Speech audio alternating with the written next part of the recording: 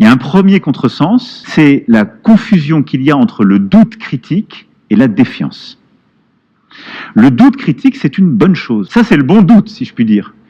C'est celui qui ne remet pas la connaissance que j'ai acquise sans raison, mais qui dit, à l'aune d'une expérience, d'une contre-vérification, je vais commencer à voir si la théorie que j'ai apprise est bien bonne. La défiance, c'est l'effondrement de la confiance à l'égard de tout contenu. Ces propos du président sont issus d'une conférence de ce mercredi 12 novembre sur le sujet « La démocratie à l'épreuve des réseaux sociaux ».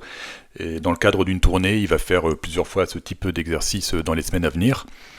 Et donc il oppose le doute critique et la défiance. Alors je propose de mettre à l'épreuve cette approche en prenant presque par hasard un tweet de ce même président dans lequel il affirme « On a augmenté l'attractivité, on a baissé le chômage, on a l'une des plus fortes croissances d'Europe ». Donc on va soumettre cette formulation au doute critique. Alors sur les trois sujets, attractivité, baisser le chômage et l'une des plus fortes croissances d'Europe. Alors l'attractivité, je ne sais pas exactement comment on peut la quantifier, mais en se basant sur des chiffres qui viennent de l'INSEE, des chiffres officiels, sur l'investissement étranger en France, en partant du principe que si la France est attractive, donc les investissements étrangers vont augmenter. Alors donc c'est les histogrammes en bleu foncé, donc depuis les années 2000. C'est difficile en tout cas d'affirmer que les investissements étrangers ont vraiment augmenté. C'est assez, d'une année à l'autre, c'est assez variable, avec un pic là en 2022. Mais après il y a eu l'effet Covid qui a forcément chamboulé toutes les statistiques. De plus, il faut aussi prendre en compte que lorsqu'une entreprise étrangère rachète une entreprise française pour s'accaparer ses brevets, ses moyens de production et autres. Je ne sais pas si on peut appeler ça de l'attractivité ou du pillage. Donc je serais assez prudent sur l'usage de ces statistiques. Après, sur la deuxième thématique, donc on a baissé le chômage. Donc pareil, on va prendre les chiffres de l'INSEE qui fait des rapports trimestriels sur le taux de chômage en France. Et effectivement, donc si on regarde une courbe depuis 2017, effectivement, les courbes montrent une baisse du taux de chômage. On était plutôt dans les 9% et on est à présent 7,5%. Même si on voit que depuis 2 ans, on est plutôt reparti sur une pente croissante. Donc l'affirmation « on a baissé le taux de chômage », dans l'absolu, elle semble correcte.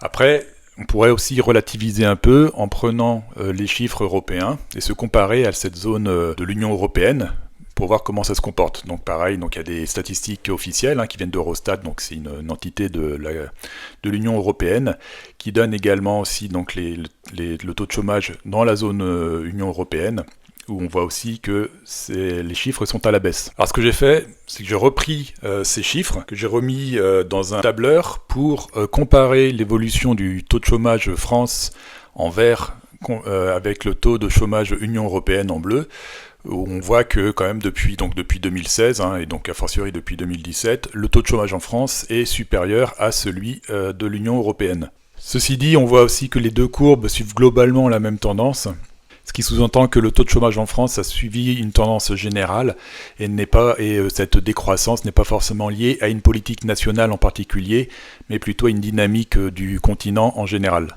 De plus, si on fait le ratio entre les deux, si on met de côté bien entendu toujours la période Covid avec le quoi qu'il en coûte qui a biaisé les statistiques, on voit quand même une tendance non négligeable à la hausse du ratio entre le taux de chômage France et le taux de chômage de l'Union européenne. Ce qui veut dire que le taux de chômage en France augmente plus vite que celui de l'Union européenne. Ce qui se voit sur les derniers trimestres où on voit que les deux courbes s'écartent. Donc l'affirmation on a baissé le taux de chômage est correcte dans l'absolu. Après, si on relativise, il y a peut-être faut faire attention avant de s'en féliciter. Troisième assertion, donc la France a l'un des taux de croissance les plus élevés en Europe. Donc toujours pareil, avec la même source de l'Union européenne.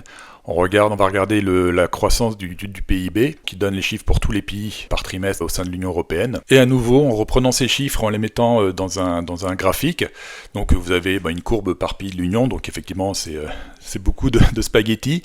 Mais la France donc est ici en bleu foncé, le trait épais en bleu foncé, début 2023, qui est effectivement plutôt dans le nuage, au milieu de tout ça, et qui petit à petit se retrouve en bas du nuage. Affirmer aujourd'hui que la France a un taux de croissance parmi les plus élevés d'Europe, ça me semble loin de la réalité. Pareil, j'ai comparé le ratio de croissance entre la France et la zone de l'Union européenne.